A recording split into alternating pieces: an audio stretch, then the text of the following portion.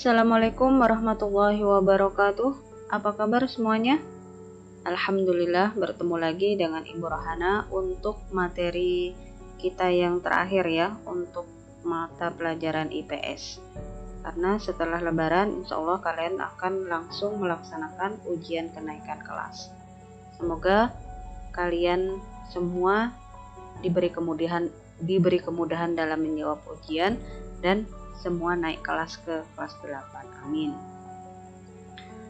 Materi kita yang terakhir untuk materi IPS pada semester 2 yaitu kehidupan masyarakat pada masa Islam.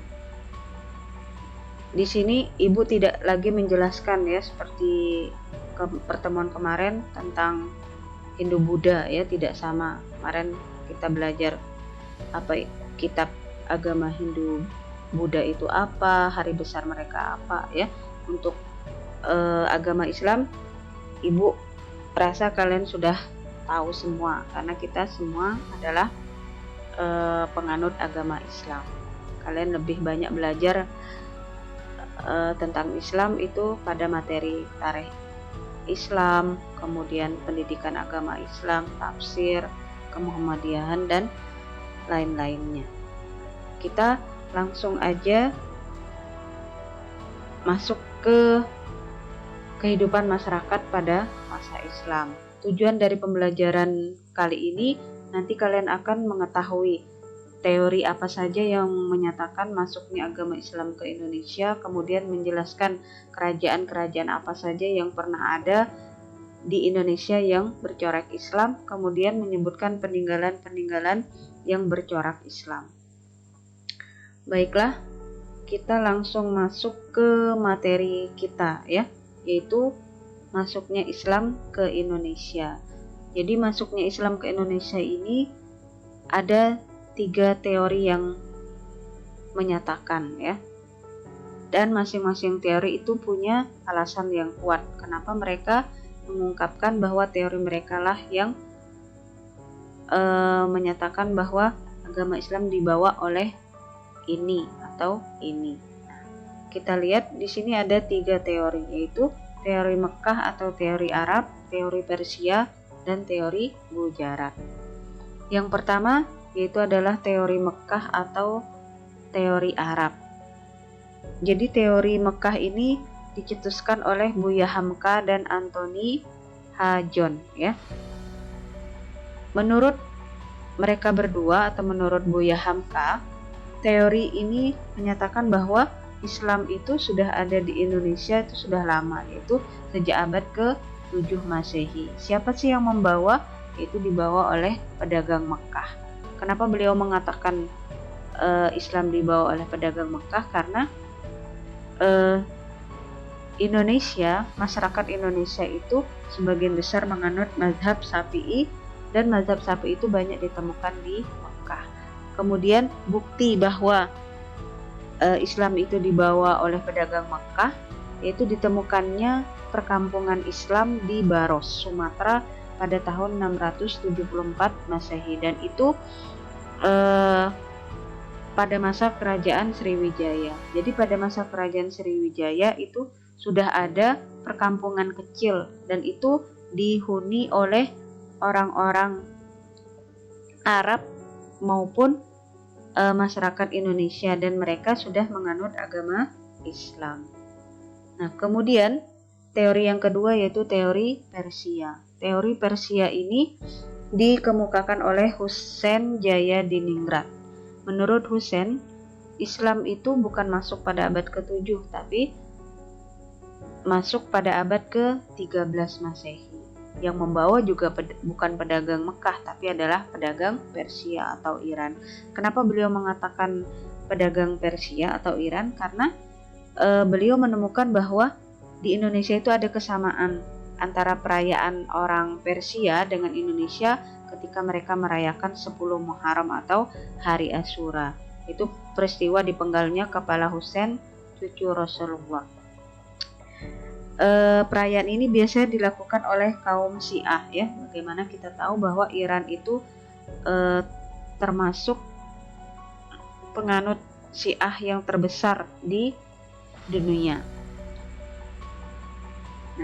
sebagian masyarakat Indonesia juga ada yang menganut Syiah. Walaupun banyak yang bertentangan dengan ajaran Islam itu sendiri. Nah, kemudian kita lihat teori yang ketiga, yaitu teori Gujarat. Teori Gujarat ini dicetuskan oleh Snook Humronya dan Moukid. Jadi menurut Snook, Islam itu juga masuk pada abad ke-13. Jadi hampir sama dengan teori Persia, tapi yang membawa agama Islam itu adalah pedagang dari Gujarat atau India. Kenapa beliau mengatakan demikian? Karena ditemukannya batu nisan Sultan Malik As-Saleh yang tulisan kaligrafinya itu adalah corak khas dari Gujarat. Kemudian bukti yang lain yaitu dari perjalanannya Marco Polo, yaitu penjelajah samudra dari Venesia. Beliau pernah singgah ke Sumatera pada tahun 1292, itu tepatnya pada kerajaan Samudra Pasai ya. Jadi sudah menemukan bahwa di Sumatera itu banyak yang memeluk agama Islam. Kemudian penyebaran Islam di Indonesia.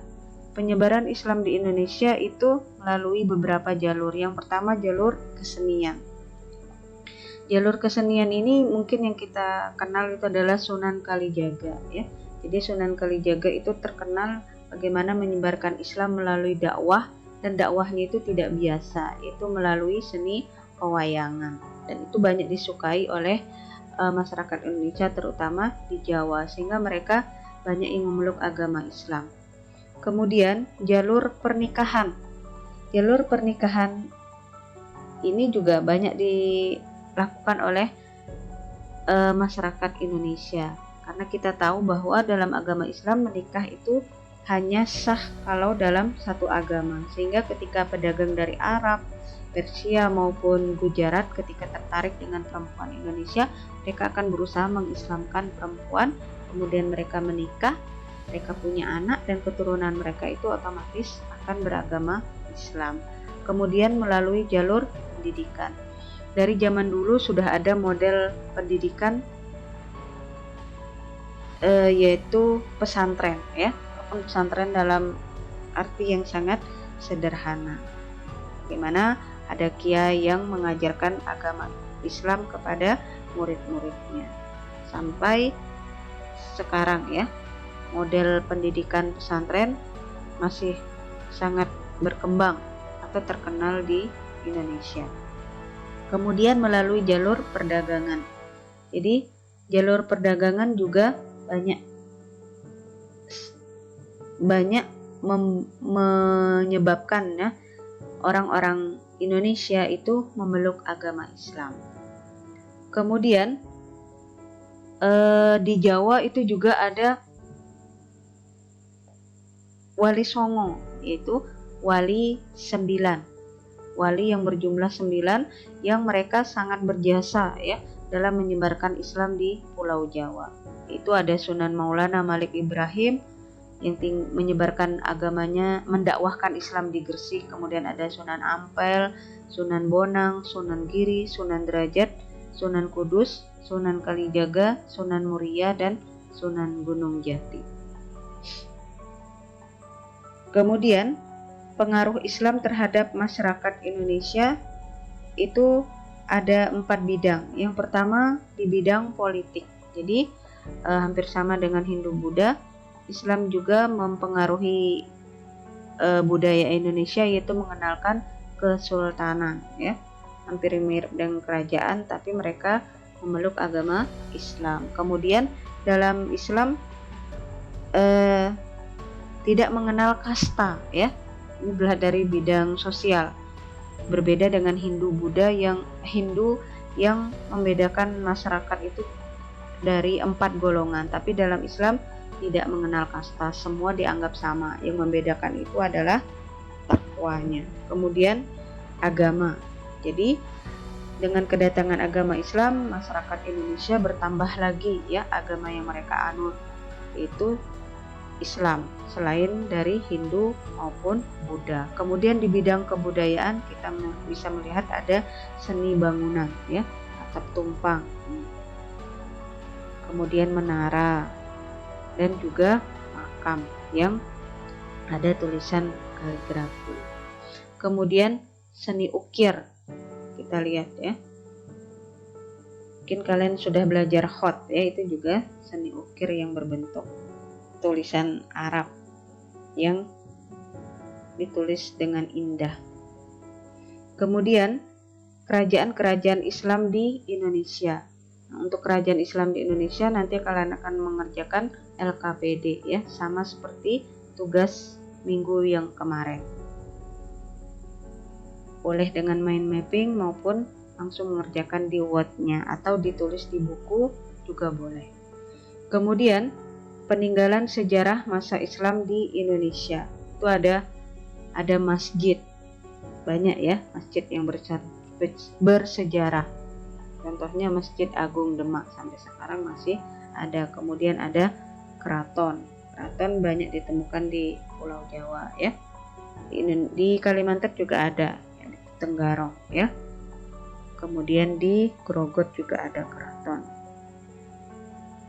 Kemudian ada makam Wali Songo, itu juga termasuk peninggalan bersejarah ya, banyak didatangi oleh orang-orang dari berbagai penjuru Nusantara. Kemudian ada kaligrafi. Kemudian selanjutnya peninggalan sejarah masa Islam di Indonesia itu ada karya sastra, babat, hikayat, suluk, dan syair ya. Babat itu adalah sejarah. Contohnya adalah sejarah tanah Jawa, hikayat Hang Tuah. Kemudian ada suluk, itu dari pelajaran dari kaum sufi ya atau tasawuf. Kemudian ada syair yang bernuansa Islami. Kemudian ada seni tari yang terkenal di Indonesia, itu adalah tari saman ya. Kemudian kesenian itu ada debus, kebal terhadap senjata tajam. Kemudian ada sekaten dan grebek. Sekaten dan grebek itu biasa dilaksanakan di Provinsi Yogyakarta ya. Itu dikenalkan oleh Sunan Kalijaga. Mungkin itu saja materi yang bisa Ibu sampaikan. Semoga kalian memahaminya. Nanti kalian akan mengerjakan bersama Ibu ya secara live, yaitu Google Slide dan Peer Deck. Semoga kalian menyukai materi atau cara penjelasan dari Ibu. Ibu juga mohon maaf apabila ada kekurangan selama Ibu mengajar. Begitu juga dengan kalian ya yang belum mengerjakan LKPD, tolong dikerjakan karena itu akan mempengaruhi nilai kalian dalam kenaikan kelas nantinya. Ibu akhiri, Assalamualaikum warahmatullahi wabarakatuh.